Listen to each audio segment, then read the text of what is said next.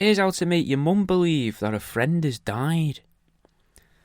Pay someone from the same area as the friend's sister to phone your mum and tell her that her sister, which is your mum's mate, has died. She was struck by a road sign that fell and flayed her. She made it to the hospital but didn't survive the operating table. Tell her that it was the sign for a local place that her and a friend used to enjoy visiting together, because in a weird way this will help it be more believable to your mum, because it'll give it some emotional weight on her subconscious level. Sneak onto her Facebook on her phone and secretly block your mother's childhood friend. Then make a new fake account and send her a message through it claiming that you lost your old account and this is your new one.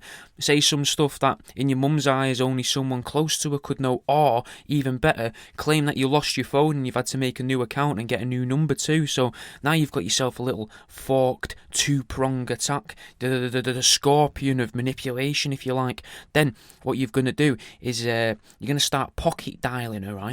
So it seems believable that you're using this new phone wrong. Then not do it for a week or so, and then do it one more time, and this time act like you've heard her talking to you, like in your pocket, then say hello, and then play the sounds of a car crash, and hang up. If there was someone in her life who she lost contact with, send a letter to a house that invites her to a memorial service for them. Make it in a place where there's a strong chance that there's going to be other people wearing suits to make it seem believable for longer, or maybe even another person's funeral entirely. Just say it in passing when you're leaving her house. Oh, I saw Tigbiddy Dave the other day and he told me to tell you that his mum's died. He said she talked about you all the time. I always thought you didn't like her. Sorry, I should have told you earlier on. She's been dead a while though, nearly a year I think, so it's not like you could have gone to the funeral, but yeah, sorry you never knew. Order obituaries once a month in the local paper, each month for a different friend of hers, and see if she ever notices. Make a post on Facebook that only your mum can see and put up a RIP to Debbie. You were always so nice to me. Then wait till she sees it and tell her that it's a shame and all that, and wait till she sees everyone else, and she tells them all that Debbie's dead. If your parents' friend ever move away and tell you before they get a chance to tell your parents that they had a gas leak and died in their sleep. That way, it makes sense why they aren't at that house anymore. Plus, they're going to think it's sick that the house has just been left to look the same and someone else has just moved in. She'll end up thinking as well that they were living in a fully furnished rented house, which, in many mothers' eyes, might be worse. Rent yourself a goth and their hearse for a couple of hours and arrange a fake funeral procession for your mum's loneliest friend, passing by their house whilst your mum stands alone or with you outside of her friend's house. Then have it wait for you to get in your car to follow it to the service in your mum's eyes, and then have it drive evasively through the town so it's really difficult to follow and then gets lost in traffic, never to be seen again. If you know your mum hasn't spoken to someone for at least a year, keep sending in messages to a favourite radio station, asking them to dedicate a song saying that you're from that person's family. Name them all and then name the one that's dead, but isn't actually dead, and see if your mum realises.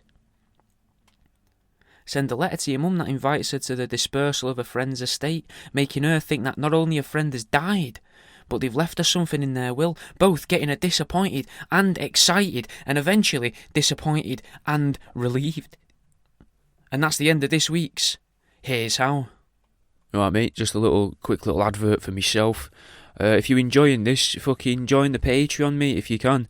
For a little as a quid, 2 quid, 3 quid, tenner, whatever you want to throw on there, you get the same stuff either way.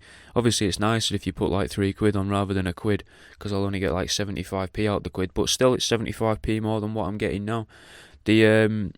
It's just you get access to video versions of these, discounts for canvases and maybe some other little bits off my website, and you get access to the PDF versions, that's the digital download versions of my books. Anyway, I'll let you get back onto your show. Thanks for listening, man. If you enjoyed the show, you should probably go and try Troof Seeking, that's TROOF Seeking. as in like SEEKING, not like a fucking type of helicopter. But it's me and Jimmy Budd, a comedian from the UK, fucking, well, from England, like me. Don't know why I'm saying it like that. Either way, though, go and fucking have a listen. You can find one or two in the feed for this. There's the Crop Duster, but there's should be by the point you're listening to this, at least 15 episodes going out for Troof Seeking. So you might enjoy that, mate, and fucking leave a review on here and that. Leave a comment if you've watched it on YouTube. And if you do have YouTube as well, you can actually watch some of these. You can have them playing on a loop with my cartoon playing on a loop whilst you listen to 4 or 5 episodes of it. So, maybe throw that on at night time or something. Because that might help as well, because that might mean I can eventually monetize my YouTube. Anyway, fucking thanks for listening, man. I'll see you in a bit.